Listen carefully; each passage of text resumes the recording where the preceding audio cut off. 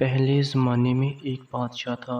وہ شکار کے ارادے سے نکلا تھا کہ اس دوران اس کی نظر ایک خوبصورت لونڈی پر پڑی اور بادشاہ پہلی نظر میں ہی اس کا عاشق ہو گیا۔ لہٰذا اس نے اس لونڈی کو خرید لیا اور خدا کی قدرت کہ وہ لونڈی بیمار پڑ گئی، معالجوں کو طلب کیا گیا تاکہ لونڈی کا علاج معالجہ ممکن ہو سکے۔ معالجوں نے کہا ہمارے پاس ہر مرض کا شافی علاج موجود ہے، لیکن انہوں نے ساتھ میں انشاءاللہ نہ کہا۔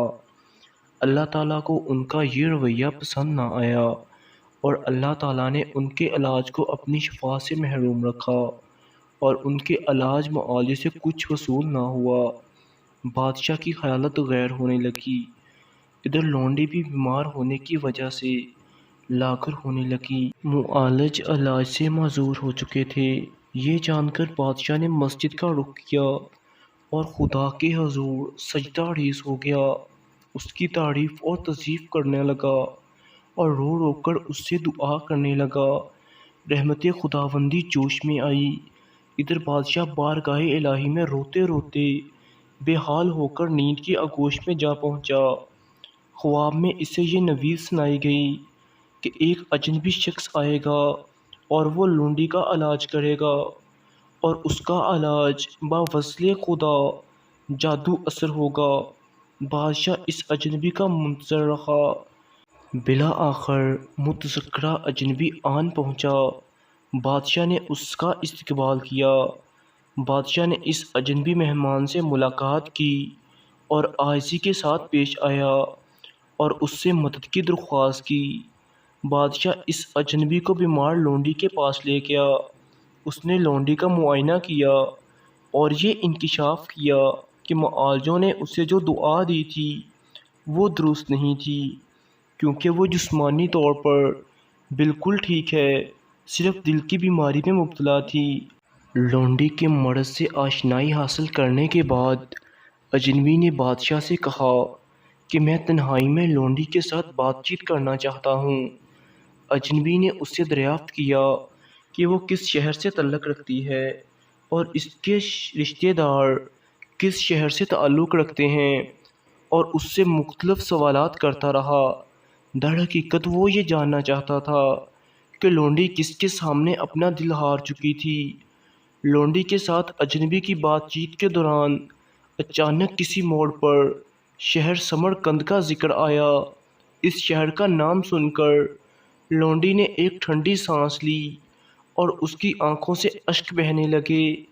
اس نے اپنی داستان سناتے ہوئے کہا، اس شہر میں ایک تاجر نے مجھے امیر کبیر سونار کے ہاتھ فروخت کیا، جس نے مجھے 6 ماہ اپنے پاس رکھنے کے بعد دوبارہ فروخت کر دیا۔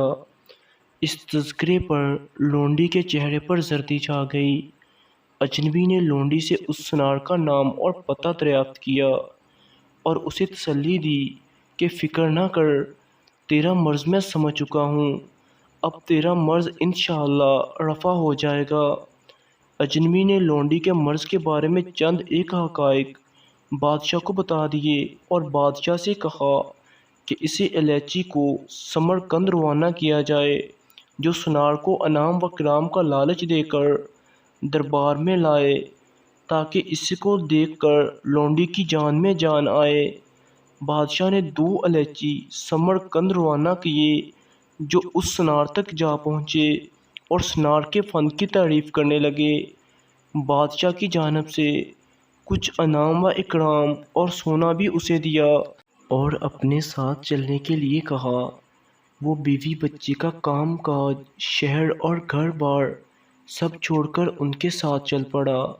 اسے بادشاہ کے حضور پیش کیا گیا، اس کی قدر و منزلت سر انجام دی گئی اور اسے ڈھیروں سونا دے کر شاہی زیورات اور ظروف سازی کی ہدایت دی گئی۔ اجنبی نے بادشاہ کو مشورہ دیا کہ لونڈی اس سونار کے حوالے کر دی جائے، لہٰذا بادشاہ نے لونڈی سونار کے نکاح میں دے دی۔ اس دوران اجنبی نے سونار کے لیے ایک ایسا شربت تیار کیا جس کے 6 ماہ کے استعمال کے بعد اس کا جسم نہ صرف کمزور بلکہ بدصورت بھی ہو گیا۔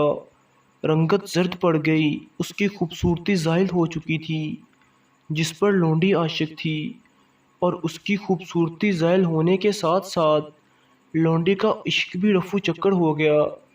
سنار موت سے ہمکنار ہو گیا۔ اجنبی کے ہاتھوں سنار کی موت خدا کی مصلحت تھی۔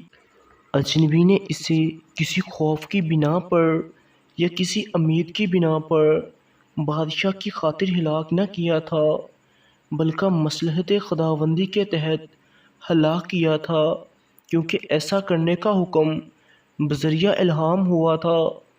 تو دوستو، امید ہے آپ کو آج کی سٹوری اچھی لگی ہوگی، اور اگر آپ ایسی مزید سٹوریز دیکھنا چاہتے ہیں تو ہمارے چینل آر ایچ وائس کو سبسکرائب کریں۔ شکریہ، والسلام۔